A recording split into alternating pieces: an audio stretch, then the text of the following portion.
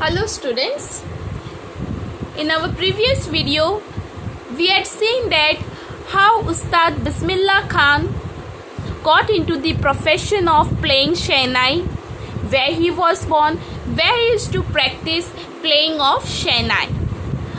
Now we continue further. When India gained independence on 15th August 1947, Bismillah Khan became the first Indian to greet the nation with his Shehnai. So when India became independent on 15th August 1947, Bismillah Khan was the first Indian to greet the nation with his Shehnai. He poured his heart out into Rag Kafi from the Red Fort to an audience which included Pandit Jawaharlal Nehru, who later gave his famous Tryst with Destiny speech. So he had played Shehnai on the Red Fort with an audience in which Pandit Jawaharlal Nehru was also present, and later he gave his speech Tryst with Destiny. Bismillah Khan has given many memorable performances both in India and abroad. So Bismillah Khan has given many performances in India as well as abroad. His first trip abroad was to Afghanistan, where King Zahir Shah was so taken in by the maestro that he gifted him priceless Persian carpets and other souvenirs.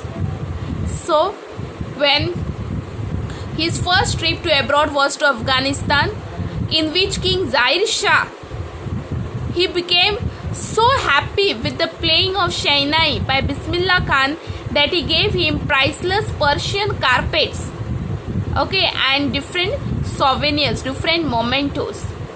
The king of Afghanistan was not the only one to be fascinated with Bismillah's music.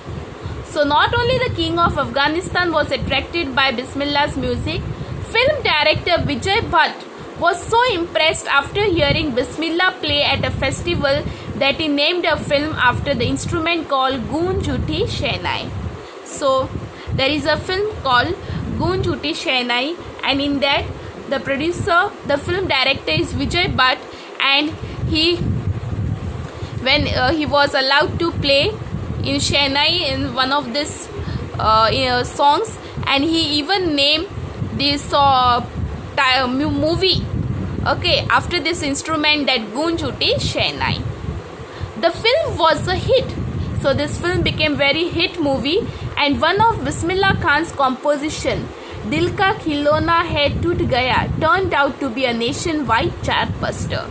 So this film became very hit, and even one of the composition of Dil Ka Khilona Hai Toot Gaya, this song turned out to be a nationwide chartbuster. Chartbuster means this song had broken the record. It was so famous.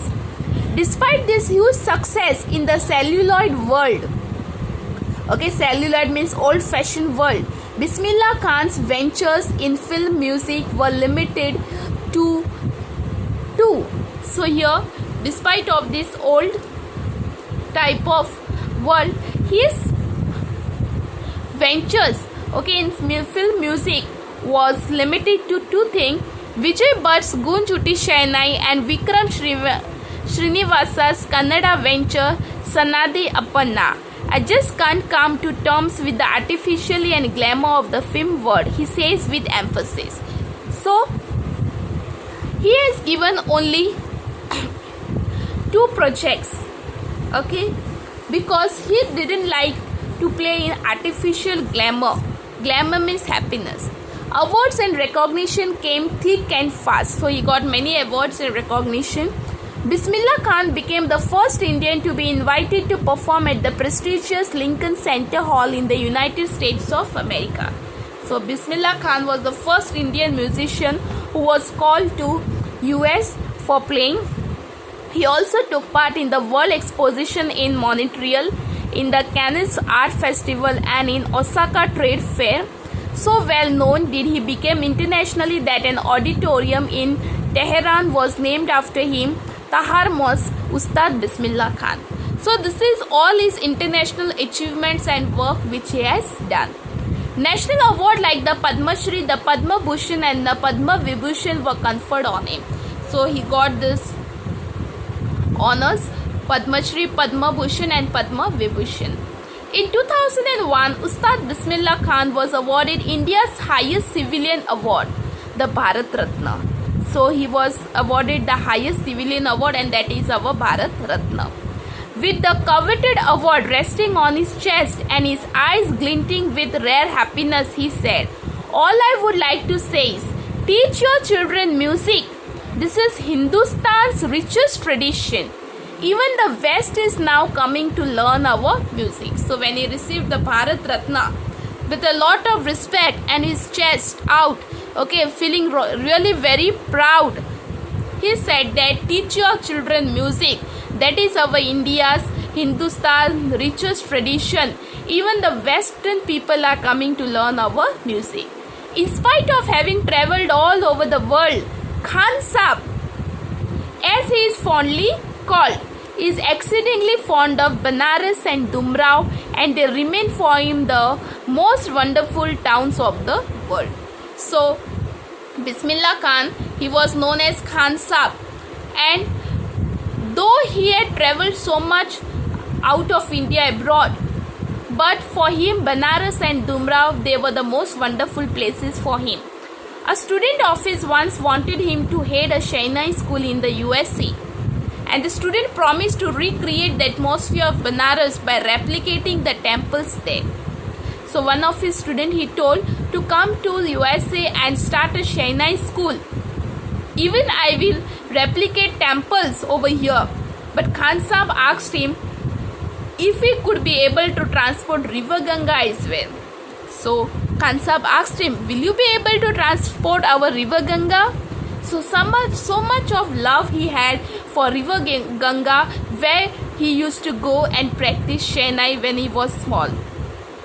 Later he is remembered to have said, that is why whenever I am in foreign country, I keep yearning to see Hindustan.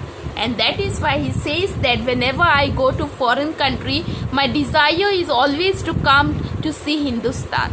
While in Mumbai, I think of only Banaras and the Holy Ganga. And whenever he is in Mumbai and comes to play, he says that I only think of Banaras and Holy Ganga.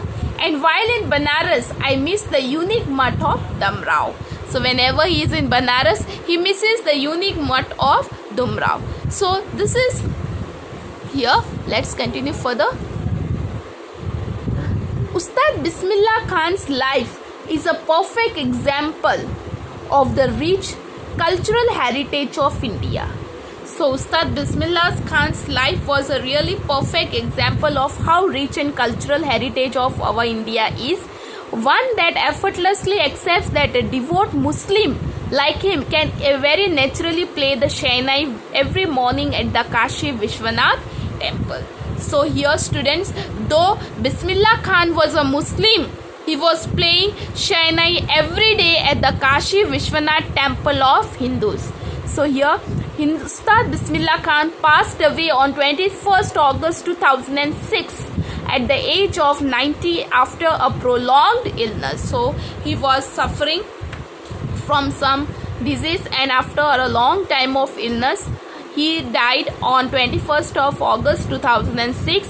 He was given a state funeral, and the government of India declared one day of national mourning. So he was given a state funeral by the government, and even he was one day mourning was declared.